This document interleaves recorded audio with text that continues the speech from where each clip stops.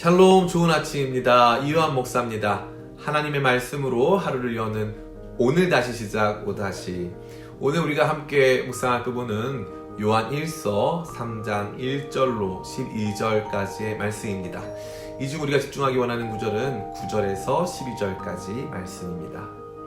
하나님께로부터 난 자마다 죄를 짓지 아니하나니 이는 하나님의 씨가 그의 속에 거함이요 그도 범죄하지 못하는 것은 하나님께로부터 났음이라.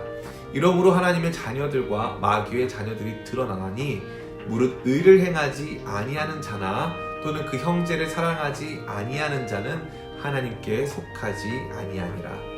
우리는 서로 사랑할지니 이는 너희가 처음부터 들은 소식이라. 가인같이 하지 말라. 그는 악한 자에게 속하여 그 아우를 죽였으니 어떤 이유로 죽였느냐? 자기의 행위는 악하고 그의 아우의 행위는 의로움이라. 아멘. 사도 요한은 오늘 말씀 속에서 하나님의 자녀, 즉 하나님께 속한 사람과 마귀에게 속한 사람의 특징을 구별하여 설명하고 있습니다. 이것은 매우 상식적이고 간단하죠. 하나님의 자녀는 죄를 짓지 않고 마귀에게 속한 자는 의를 행하지 않는다는 것입니다. 그런데 흥미로운 것은 이 부분에서 구체적으로 죄가 무엇인지 무엇이 의로운 행동인지가 모두 한 가지 기준과 깊이 연관되어 있다라는 사실입니다. 그것은 바로 서로 사랑입니다.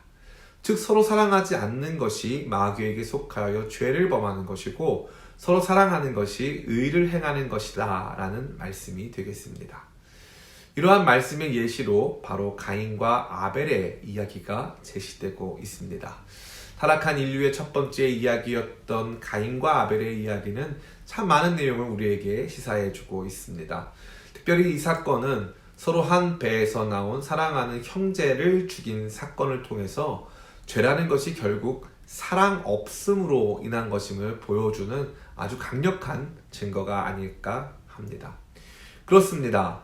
하나님께 속한 사람이 행하는 의로움은 하나님과의 관계에서만 의로운 것이 결코 아닙니다. 도리어 형제를 사랑하는 행위가 자신이 하나님께 속한 존재임을 보여주는 의로운 행동이 된다라는 것입니다. 이 말씀은 오늘을 살아가는 우리에게 어떠한 교훈을 주고 있습니까? 그것은 우리가 하나님께 속하였는지를 확인하는 척도가 바로 서로 사랑, 형제 사랑이라는 것입니다.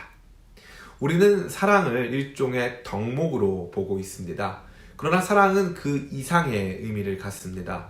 사랑은 물리적인 세계에 있어서 빛과 같은 역할을 합니다. 빛이 없는 상태가 어둠이고 어둠 속에서 우리가 아무것도 제대로 할 수 없듯이 사랑이 없는 상태가 죄이며 사랑이 근본적으로 주어지지 않는다면 참다운 의를 행할 수 없는 것입니다. 더더욱이 요한일서 4장 16절에서는 하나님은 사랑이시라 라고 말하고 있지 않습니까?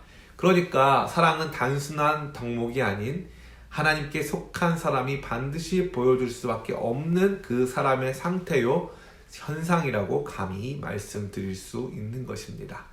하나님께서는 우리를 믿음으로 의롭다 하셨습니다. 그러나 우리를 의롭게 칭해주셨다고 해서 우리로 그 상태에 머무르라고 말씀하시는 것은 결코 아니겠지요.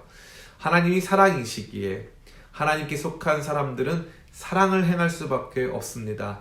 그리고 그 사랑을 행한다면 이웃에게 죄를 행할 수 없습니다. 그러기에 하나님께 속한 사람은 이웃에게 죄를 행하지 않고 도리어 사랑하는 사람으로 나타날 수밖에 없다는 것입니다. 우리는 어떻습니까? 날마다 우리 안에서 조금씩 샘솟는 사랑으로 인하여 우리 자신이 하나님께 속하였음을 자각하며 살고 있습니까? 아니면 이웃을 사랑하지 못하는 죄로 인하여 우리 스스로 하나님께 속하였다는 사실 역시 의심하도록 하며 살고 있는 것은 아닙니까? 우리에게 주어진 의로운 삶, 경건과 신앙적 성숙이 궁극적으로 서로 사랑, 형제 사랑임을 깨달으며 그 사랑의 샘솟음으로 우리가 하나님께 속하였음을 깨닫고 감사하며 자랑할 수 있는 오늘이 되기를 간절히 원합니다. 오늘 다시 시작, 오늘 다시 사랑, 다시